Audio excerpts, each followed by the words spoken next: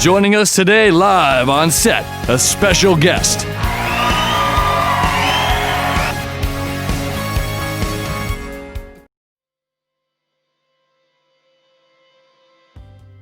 What's up, motor people? My name's Neil Meekins. This is the first ever Moto Chat show, and today I'm really excited to welcome onto the show Mr. Stephan Mayer. Now, Stephan is a motorcycle adventurer, old school. This guy was traveling around the Sahara desert before Ewan McGregor and Charlie Borman had probably even sat on a motorbike. He's got some great stories he's going to share with us. I hope you enjoy the show, guys, and don't forget, please like, share and subscribe. I'm already blown away by this place. Didn't expect that, and it's just so amazing. A nice motorbike trip around the passes in the Alps.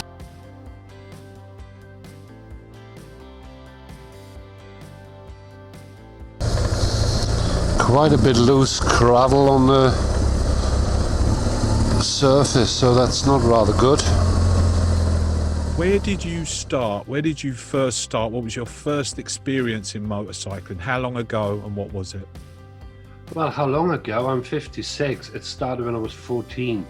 So, you know, I was running around on a borrowed moped without a license plate on it back then.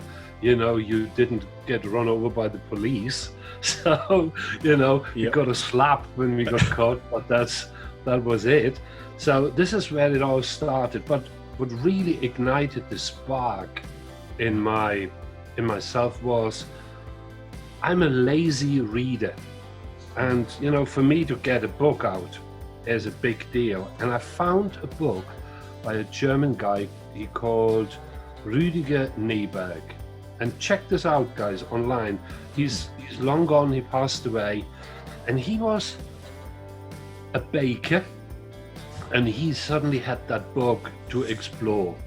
And he went down the Blue Nile on a self-built boat. Has nothing to do with motorbikes, Right. you know, but it was the most inspiring read ever. And this, I will never forget. And that sparked me to start finding my own way there. I just could not sit still after I read the book, you know, and that was for me the defining moment. I never met the guy, we never spoke, to, you know, to my loss really, but that was the inspiration about it. And then it snowballed. I grew up in Bavaria, so, you know, I just had the ideal environment to do that. You know, if I needed something, my dad always basically made me to do repair stuff. There was no handouts to me as such. I had to, don't want to call it work because I didn't work for anything, but I always had to put effort in to get stuff done. And that basically taught me how to approach all these things, survival training and all these bits. I joined the army and thought it's a great idea. And then suddenly I found myself being 18. I had a motorbike and a passport. Well, there was no holding back, wasn't it? Legado. Now, can I bring your attention to the trees around here? It's rather changed. It changed from pine trees to palm trees.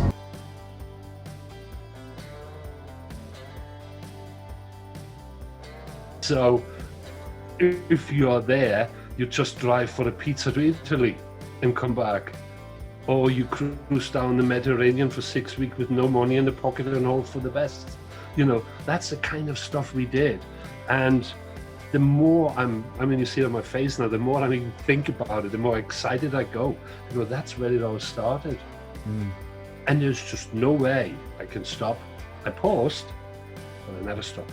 Some people say that you're always chasing the feeling that you first had when you first had that thrill on a motorbike. And I guess you're adding not just the adventure of the motorcycle, but the actual adventure of going somewhere completely different. It's like a win-win. It's a double buzz. Yeah, it's like the ultimate drug. I mean, it's just nothing else, you know, and whereby a drug maybe wears off You know, I find, I mean, it sounds horrible, but, you know, ADV riding, the way I do it for myself, it's like crack cocaine. You just cannot stop. It drives you insane. All I'm doing is planning my next moves. Right. To the dismay of my wife. But, you know, that's who I am. Right. And I will not change that for anything. But to your adventures you do on your own? Oh, yeah.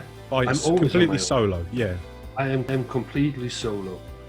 Because solo riding comes with its own problems, and some people are comfortable with it and other people aren't. And that's what I'm saying is, you know, you have to find your own way. It doesn't matter what anyone else said.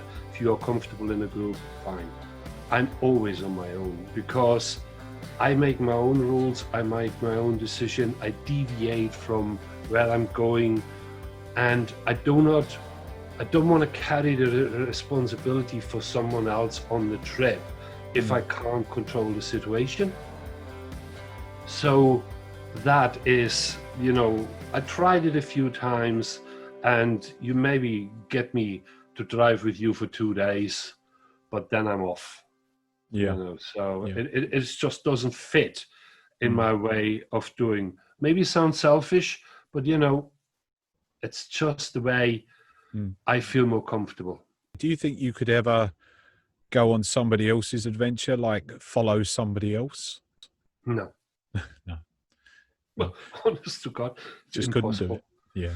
No, I could say if you and me now plan to do a trip from A to B, that would take us 3 weeks. That's all planned out.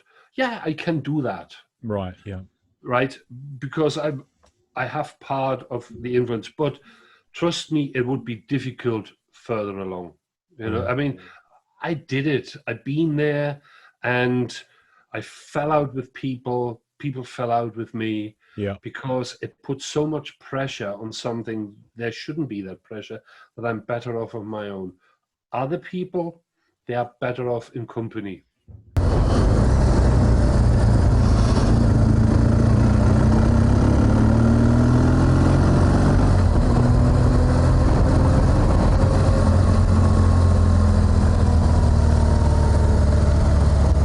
There's nothing more annoying than when you're stuck behind a mobile home.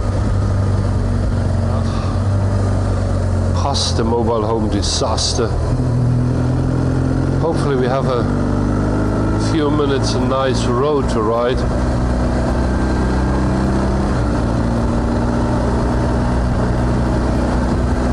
When you're doing your rides and your trips, do you plan everything, like where you're going to stay, what time? Yeah, the reason I ask you is I did that once, and I spent so long for each hotel or each campground, and everything had to be precise. And I found that when I was on the journey, I was more concerned about hitting the right times, the right places. And actually it was my stepson that said to me, just go and have a rough idea. And he was right. I'm with you on this one. I do not plan it. Okay. I mean, I know where I'm going, and I know roughly where I want to be, you know, and it is important that you tell people basically that's the route you're taking roughly. So if something happened, you have a backup plan. Safety, yeah. Yeah, but I am not planning. I never plan anywhere to stay. I never plan anywhere when I will be there. I give it, you know, like for example, the Norway trip, I planned basically, the only fixed points in time I had for my Norway trip was the ferry to get from Britain to Europe and back. That was it. Yeah.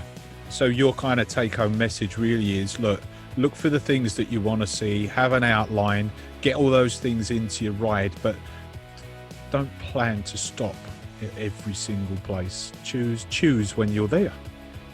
Ish. Exactly. Now, here's the thing. You know, we all normal people wake up in the morning, brush our teeth, get on with our day. Everything is planned to the point somehow. Yeah. Why would you do that when you're gonna adventure? Yeah, Indiana Jones did he? Let's face it. No, but that is it. Go with the flow.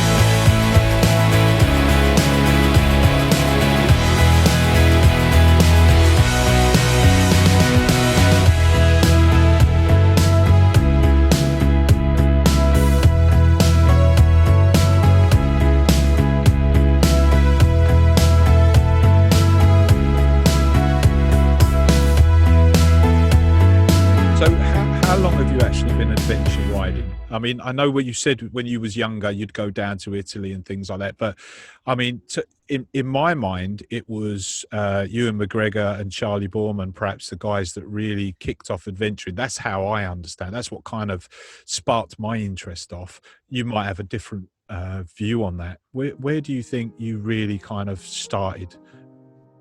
My time started when I basically was 18. So. Right. 38 years ago. So that was way before Ewan McGregor and Charlie did anything. And I think the only way,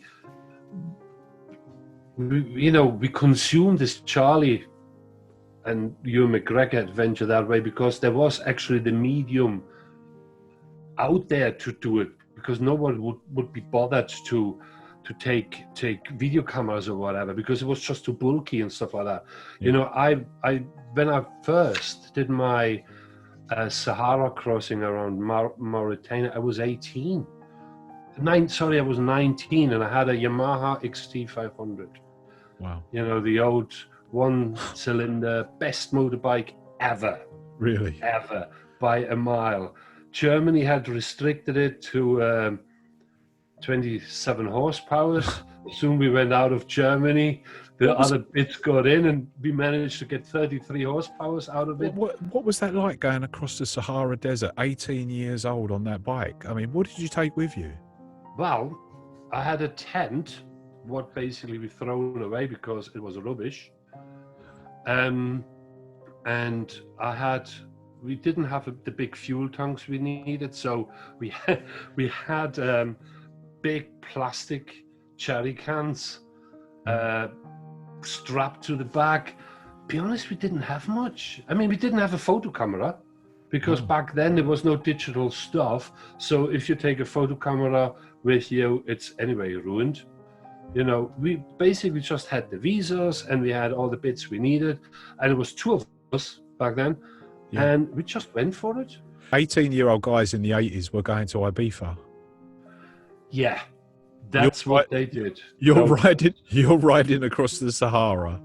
Well, yes, and we had some wild things going on there. I mean, people was just like, what the heck is going on? I mean, I do remember when my bike, I had a problem with it, and we got stuck, and we went through Morocco, and we had to go through the Atlas Mountain. And everyone was like super helpful. So I ended up having that bike basically thrown on top of a lorry, was full of onions.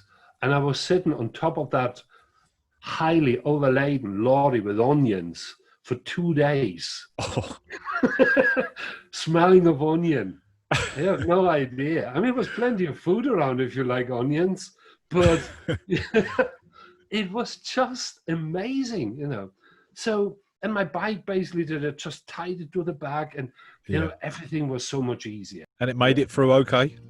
Oh yeah. Yeah. Well, I'm here. Yeah. Bike was fine. Everyone was just butchering around, wire here, bit of hammering around, and I had no brakes. Well, Yeah. I had no rear brake for best part of the journey because that failed. But Yeah. you know, the rest was fine.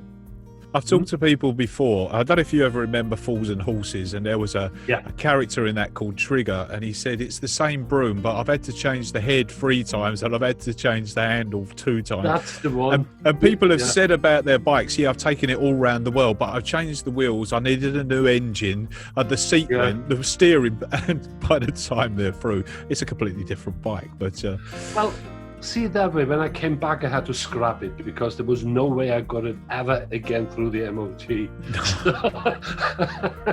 Brilliant. I was out in the middle of the nowhere, and it was a time when I was in my early 20s, and some friends and I decided to ride a motorbike across one of the Greek islands. I think it was Corfu. And I got halfway across and the bike fell apart. Well, it didn't fall apart, but one of the wheels, the tyres blew out. And we're in the middle of nowhere, and all these guys jump off a lorry and come towards us and say, "Yeah, we're going to fix your bike," in broken sort of broken English. And I thought, Jesus, we are in trouble here. These blokes are going to take us away and do horrible things to us. And actually, it turned out they gave us loads of food. They repaired the bike. They sent us on our way. They gave us some wine and some grapes and some cheese to take with us, and we couldn't believe it. I mean, have you had times like that where you thought, "Oh, this is bad," and it's turned out to be the complete and utter opposite? It is the fact that it's all in your head. Right. People are not bad. No. Of course, they're bad people, right? Yeah. Let's not glorify it and say, "Oh, the world is beautiful, no trouble." No, there are plenty of bad people out there. However, and that's one of the reasons why when I'm traveling alone, because yes, you're more vulnerable, but the chances are that you're in trouble are much slimmer when you're on your own than when you're in a group, because you behave differently. You look around where we live, there's always there's more people in 100 yards, 500 yards where I live who will not hesitate taking advantage of me if I'm not careful. And I'm living in a nice part of the world here, but the people always take advantage of you. If you're out there, they give you anything. As you said, food, wine, they're happy to help. What specifies an adventure for me is something completely different what you would maybe think of what is an adventure. So here's the thing. I have the shabbiest motorbike of everyone. What is it? What is it? My bike. Yeah. It's a 2007 GS. I have no ABS. No. Basically, I have a light on the front and on the back, you know, and some indicators, and an engine that rattles like hell. You know, but it is reliable, and Herman gets me wherever I want to go. Because, as I said, that bike gets me home, and you know, I've been limping around with subframe cracked and side stand smashed up, just where that photo was taken. You know, give it another. That you see the bike is on the main stand because my side stand was already smashed to bits. You know, and it's just stuff what happens, and. For some people, they go home and polish, and I think, another battle scar. Did you ever have anywhere where you wish you'd never gone? Yeah, everything I passed on the motorbike, I wish I would have gone there. ADV riders or adventure riders are actually extremely lonely people. Okay. Because it doesn't matter how much I tell you about it, you will never ever in your mind get in the point where thinking like, "Oh, he had this marvelous time." You know, when you come home after 3 weeks or 3 months and you're just buzzing and you tell your other half or your best friend, "Oh, how was it?" "Marvelous." And they couldn't give a damn. No. Because they don't get it. Because why should they? It doesn't matter. Whatever you say, it means nothing to people.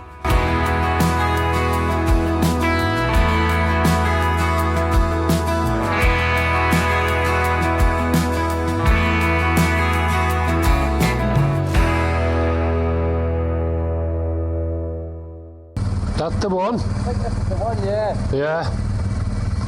Well, that's the James Bond Sky Lake view. Not a bad place, even without the Skyfall thing. And now we are on our way further north, towards Fort Williams. Then we will take a ferry, and then another 36 miles to our destination. How many adventures do you go on a year? Well, normally I do two. Two. But two. I mean, I have plans. I want to go. I want to travel Malaysia. I want to go Vietnam. You know, I have already put things in place where I will definitely go. It's just a question of time. Do you ride all the way? I mean, do you get the bike shipped? Do you? How do you? You know, if he was doing Malaysia, obviously, do you ride as far as you can and then book it onto a ferry or something, or do you get it shipped out immediately? What? It is a question of time. Yeah. You know, I mean, to be honest, I don't like shipping. I ride. You know, but if you basically spend your time riding just on expressways and motorways just to get from A to B, you just as well ship it. Yeah. So what I would do is, be honest, I mean, the other option is buy a bike. What, down there? Yeah. Right. You know, I mean, the shocking truth is, whatever you think your stuff is worth, boy, you go to places where it's worth nothing.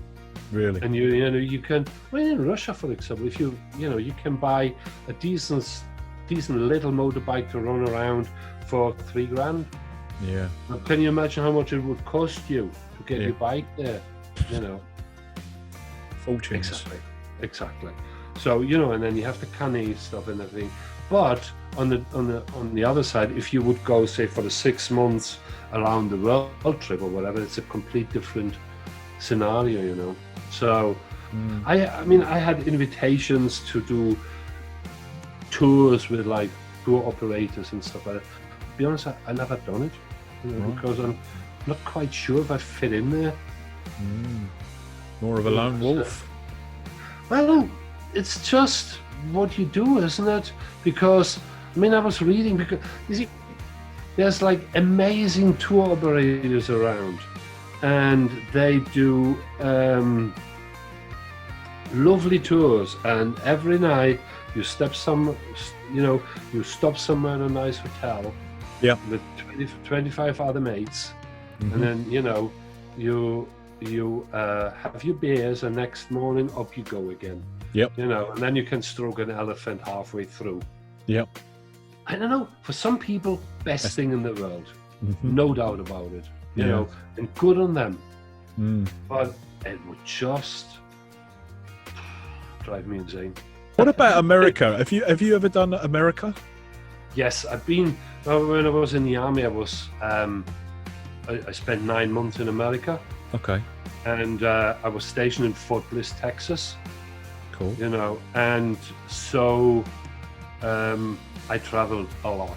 Did you do some bike riding there? Bike riding, cars, mobile homes. Big Harley Davidsons? Big Harley Davidson, yeah. You know. Route 66, any of that sort of stuff? Similar? Yes. You know, I mean, we called it the oil slick. It was basically the west coast from Texas up to what was it called? Las Vegas and all that stuff. Yeah, Nevada. So we played in Nevada and up there, you know, and that was just absolutely marvelous. Yeah. No, I've always fancied that. Yeah, it's just full of crazy people. You know, crazy people with guns. I mean, what the heck do I want a gun for? Yeah. So, changing the subject slightly. Since the days of you riding across the Sahara Desert and now, there's a massive influx with technology. I mean, technology has gone absolutely crazy. We've got, instead of maps on a tank, you know, we've got GPS systems where you can plot out and flag everything you want to do. You can follow precise lines. You can upload your pictures for everybody to see exactly what you're doing. You can even do it in real time. Yeah. And my question to you is, I mean, I can see the good and bad in both sides. And I want you to, if you can, if you don't mind, tell me what you think the good things are about all this technology that's currently available, and the bad things, the way it can stop an adventure because you're constantly trying to record everything and you're uploading it. And I mean, you could probably go on forever about the good and bad in them, but do people worry about it too much? Is it too much of a thing? I wish I would had back then on my Sahara trip the opportunity to record stuff, but I didn't. So I do like making films, and I do like technology. In fact, let's be fair, I love technology. I'm the same. But I take the bit I need and keep the rest for someone else. So, for you know what I mean? Yeah. That's technology is great until it goes wrong. And you know, if you can't read a map and you can't use a compass, you know, you're in the wrong business being an adventure guy. Technology in bikes, how shall I say it? Don't start me. I mean, BMW is an example. I mean, the technology that's going into the dash and actually the whole bike, I mean, is just, where's it going to end? Well, it ends where we want it ended, right? And the truth be told is I absolutely enjoy riding them, the new ones. A friend of mine just bought a brand new 1250. The most, I mean, all I can do is compare it to Harman, and there is just no comparison. Not for it's for some people, but not for others. And I'm one of the others. I'm definitely not condemning it, because keeping in mind, my bike was top of the range back then. The new technology is practical for 95% of all the people out there. I mean, some of the stuff is absolutely daft. Riding modes. Riding modes is one of these things where I think, like, well, don't learn how to ride a motorbike. In the rain. In the rain, exactly. You know, trust me, if you hit the brakes like a lunatic and you basically smack on your face, you soon find out that doesn't work. And you learn how to do it.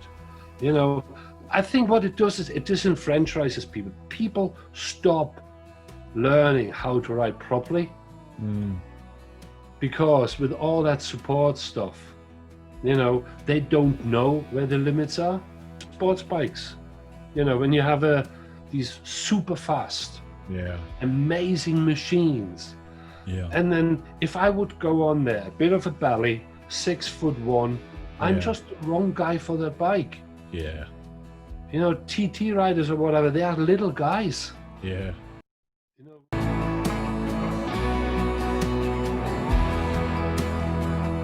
There's not much traffic, and there are certainly no speed cameras.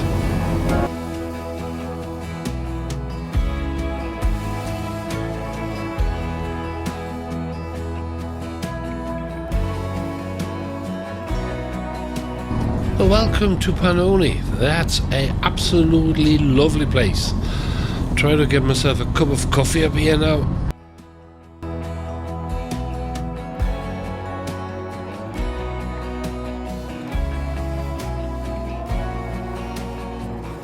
Told you it's worthwhile coming down here. You don't really want to just blast around like crazy, but you want to take the landscape in and the scenery. It is beautiful.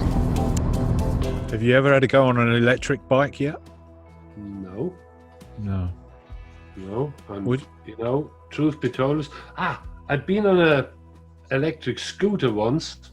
Right. You know, so, and basically one of the kids had one, and I went on that, and that was okay. You know, it was okay. And, you know, be fair, if I would have an electric bike and I would use it to commute around town or everything, happy bunny. I think what they should do is they should give you a helmet with like big speakers in there, and when you play with the throttle, it goes brum brum. Well, you know, when Harley came out with their, what was it called, a live wire or something, it was there was all a big buzz. I mean, how are you still going to get the the Harley sound. Going back to what we was talking about right at the start, because Charlie Borman and Ewan have just done. They just filmed The Long Way Up, I believe, coming up South America into America. And they've done it on electric bikes. I mean, everybody was saying, what is it going to be, a Triumph, a GS? You know, what are they going to use? And they come out with, I mean, there must have been a deal there somewhere to promote electric bikes. I mean, exactly. I think they should just put it out as it is with all the problems, and then it is an adventure to do so. Well, that's what I was thinking. I mean, they're the first guys to take electric bikes on an adventure across, you know, part of the world, which has its modern difficulties. Whichever way you look at it, it's still an adventure. It's a new adventure of modern times. You know, I've heard stories that they've, you know, had to drag the bikes to people's houses in little shanty towns in, you know, in Chile or something, and try and get an electric socket plugged in, even though they did take lorries with them full of chargers. But it's a different kind of adventure, I guess. Fair play to them. Did you ever go on a trip that you planned and, you know, you had it all set out, you got all your stuff together, you set off, and it just went absolutely, completely and utterly wrong, and you ended up coming home because you just couldn't do it anymore? Okay. No. You're still pressed on? Yes. I just wouldn't. I mean, as I said to you, I always aware of there will be a point where I just maybe have to walk away. But it never happened. No. Have you been close? Yeah, lots of times. You know, I mean, look, when you basically, you talk yourself round. I think you stop wimping out when there is no other solution than just to move on. You know, you wake up in the morning and you have a bit of a headache, and you know, and this and this and this. If you travel and you see people, how hard people work just to make ends meet, you have no right to complain. Like your accent to me, you sound, I know you're not, but it sounds Welsh. Has anyone ever said that? You know what? It's the funniest thing ever. Of course, they say I sound Welsh, and God knows why. But, you know, it's when you look on the GS forum, I actually called Welsh Herman. Oh, yeah. So, because they've been winding me up, you know, on a meetup. Oh, you're Welsh Herman. Well, there you are. What's your favourite part of the British Isles to ride? I tell you one thing, I'm a big fan of Scotland. Yeah, I've never done that. What's the loop up there called? They call it Scottish 500. Yeah, the 500. You know, forget that bit. There are some amazing rides up there, and there's some amazing people, and I just love the Scots, you know, and the landscape, you know, it's just like so nice. So stick away from the 500 and do some other routes. Absolutely, because anything you do where you follow somewhere else, you miss out. Someone's route, you miss out. You know, the 500 is, there are amazing places there, but you know, just don't, you know, just stay off the beaten track if you can. Because everyone does that. Everyone does that. Mobile home everywhere.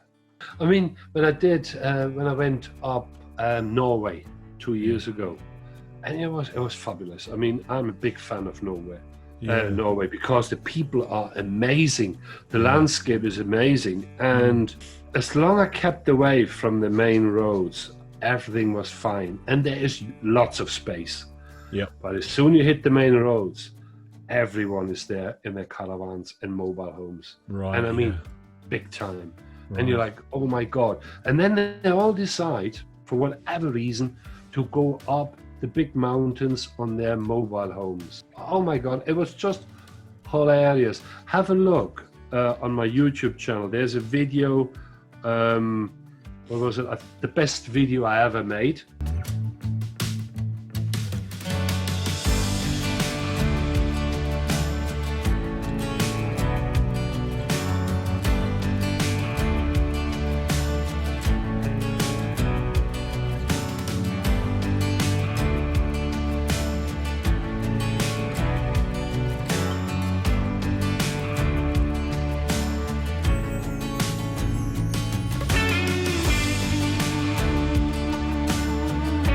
what's next for Stephan Meyer? What's the next project or adventure? For Stephan Meyer, my next project Stephan. is Russia is on the plate again. Okay. I'm planning ahead, and as soon as I can go, I will go. Yep. But obviously, I don't want to push my luck.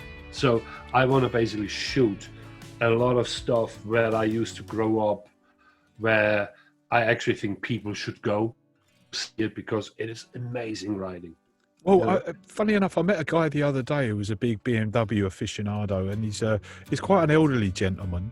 And I asked him, "Where's if you could tell me anywhere to go for all the places you've been in the world?" And he said, "Germany." He said, "Go to Germany." He said, "That is the best, without a doubt." It is a lovely place to ride, you Yeah. know. And yes, you have to basically get a bit used to the culture, like everything. Yeah. You know, Germans are very strict, but they're also very hearty people. So, Yeah. you know, they let you in. And, you know, there's, of course, let's rephrase that. We have our fair amount of, let's call it interesting people, you know, but the rest of them are absolutely fabulous. If you have a problem, they will help you. So Yeah. it is nice to drive. For someone who enjoys touring, Yeah. it's the place to go. Let's go the complete opposite. Let's go up to Friesland, for example. That's like close to Denmark, Yeah. up there.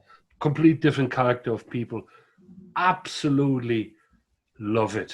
Right. You know, I'm a mountain lad, right? But I love it up there. It's flat as a pancake. The landscape is gorgeous. And even as an ADV rider, you will get really good stuff up there where you can go off the beaten track. You know, the difference between Germans and Welsh people is we don't build walls. For a touring rider who just wants to explore, brilliant. Mm-hmm. Most favourite place to visit on a motorcycle for you? Norway. Okay. Worst place to visit on a motorcycle for you? Worst place? There's no such thing. No such thing? So cities. Okay. Any cities? Anything, any city, anywhere. Like Paris? Have you been through Paris? Not interested. Rome? London? Not interested. London, not interested. Edinburgh, not interested. So do you use, I know there's GPSs that, so when we talked about making a route, so you want to obviously stick away from motorways, stick away from major A roads. Do you use any particular electronic GPS system for plotting things, or use Google Maps? No, I use, I check it out first on Google Maps or Bing. Bing is good. I know, don't say anything about it, but Bing has more details than Google. Okay. So Bing. ADV guy, check out Bing. Okay. You know, for overall search, I use Google, and then for detail work, I use Bing. Right. And then, of course, I have at the moment, I have a TomTom on my bike. Yeah, I do. Yeah. The truth is, they're as good as any. Yeah. You know, so I'm not saying one is better than the other. It's worked for someone, doesn't work for others. Yeah. But I plan it out. And talking about big cities, I plan them in. Right. But when I get close to it, I just look then in more detail how I get around it. Navigation for me, as I said, yes, I have my GPS. Yes, I plan it out. I break it up in small routes. I'm rubbish with the GPS, be honest. I always miss it because I don't want to look at the GPS. You know, if the GPS says to me, turn left in 100 miles, I like it. If the GPS, you know, always changes you around, you can't ride, you can't enjoy it. You know? Do you tend to like look at the directions or listen to the directions? So you listen more than look, or I look. You look. I have nothing on. I don't listen. I have no music. Yeah, I'm the same. You know, I have no music, and I don't want to listen. And if I miss it, so I miss it. I used to get really upset when I went the wrong way. And now one of our sayings is, because Lizzie always said to me, there's never a wrong way on a motorcycle, because you go a wrong way and you end up in a different adventure. And that's kind of like becoming our little catchphrase. There's no wrong way. 25% climb.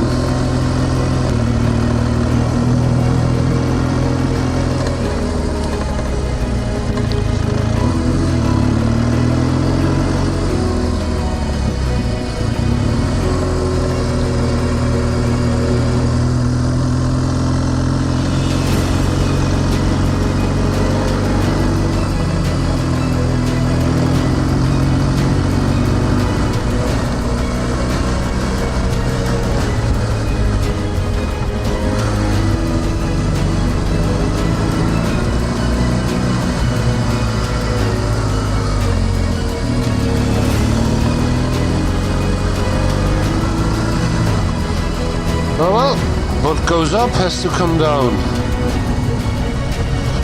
Nice piece of road.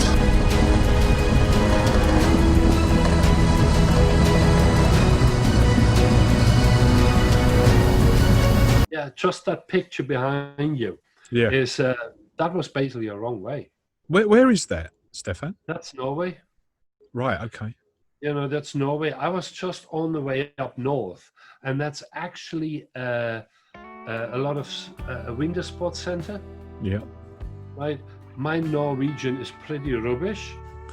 So, and I was fed up following the road around, so I have to, and then as soon as I see a dirt track, I say, oh, that's for me. Yeah. And up I went, and suddenly I ended up there, you know, and it went from bad to worse, but I absolutely loved it, you know, and it's actually not really good in the summer where there's no snow to go there, because everything is just stoned and really bad. Is it? And yeah, the same in Sweden. There's a stunt for you. Very, very little anecdote, right? Yeah. When I came back from Sweden, I thought to myself, I know what I'm doing, you know, I want to go to this place. So the road was closed. And the Swedes have an attitude of, they're not telling you can't go down the road. You're on your own, right? So there's me stopped, and someone waving me down and said, I want to go to that place. And he said, well, I'm not sure. We're building roads for like 50 miles there. I'm not sure how far they are further down the road, but here is okay. And then the stones go bigger. But where I was, the stones was like pebbles, right? Nothing big. Right. Where I ended up was the stones were the size of my motorbike. Because that's how they build roads, right? Wow. So obviously I couldn't go any further. So I already spent. They are Vikings, though, let's be honest. Hey? They are Vikings. Oh, they're cool. So anyway, so I turned around, looking at my sat-nav, I found a forest road. So good idea. So me down the forest road, no mobile signal, no nothing. So the forest road, I went to the end of that. Didn't know there's an end of that, but turns out that forest road basically went into a footpath. But let's talk about a footpath who maybe gets used every 3 years. So me and Herman absolutely try to get through this. Then I got stuck because it was boggy and everything. So what I had to do is I got camped, and so let's just see with a fresh pair of eyes in the morning what I'm doing. Because I had to, first of all, I had to move Herman around, turn back. Then I realized I didn't have that much petrol anymore, so I wouldn't have quite made it either. So I had only one choice going through it. So what I did is I took all my luggage off, got the motorbike out, left it where it was, got my shit happens bag, and off I went, and I walked about 2 hours along the path just to see what's coming. And be fair, you know, on the other end, it ended up in a park, honest to God, in a beautiful wetland area, all done nicely.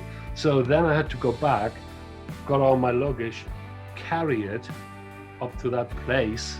Yeah. It took me pretty much of the day, and then basically got Herman out and drove the last bit without luggage. Wow. You know, that's anecdotes for you. But lesson learned, you know, I didn't have a satellite phone with me, and if I would have broken something, that would have been it. Yeah, he was on your own, no one around to help you, or wouldn't have heard you or seen you. No, and I just would have been one of the other stupid people people warn you about. Do you want to sit in your pensioner home eventually with no teeth in your mouth and think, like, oh, I wish I could have done a bit more? Or you basically come in crawling, everything aches, but you know why? Because you had an absolutely amazing run of your life. I'd rather take that option. You said before about the anxiety that you can suffer on a bike. And I think a lot of people do in different ways, don't they? But one of the cures for it is getting on that bike and being at one with yourself and the bike and nature. And, you know, do you use that for calming yourself or bringing yourself back to earth? Do you use it for anything, or is it just No. If hobby? I have a bad day, I mean, Yeah. you know, the golden rule is never ride a motorbike Yeah. when you're angry or not well. Well, the truth be told is that's when I really ride a motorbike. But I'm not letting aggression out. I'm, you know, very, very cautious. Yeah. But for me, is when I have a bad day, there's nothing more than riding a bike. My wife I get that. was totally anti-motorbike, Right. Okay. right? So she only knew me after when I had my break and didn't do anything, and I never talked about it. And she said, "You never ride motorbike again." Whoa, whoa, whoa! Now she knows when I'm in the zone. She can't stop me, Yeah. and it's totally selfish of me. You know, I mean, people will condemn me for that.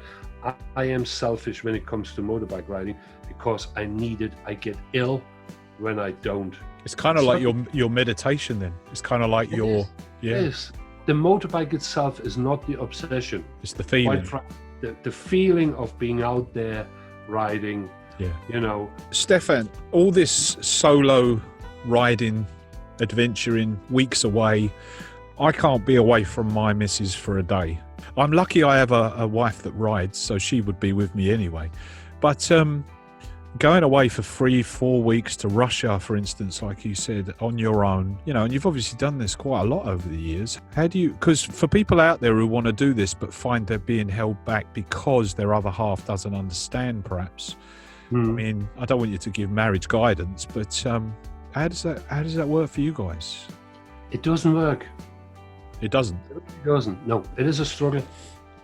It's a struggle between what I want and my wife needs. Right? Wives don't want you to be in danger, right? They want you there, home and thing. And it's not because I don't respect her thoughts and appreciate the worry she is in.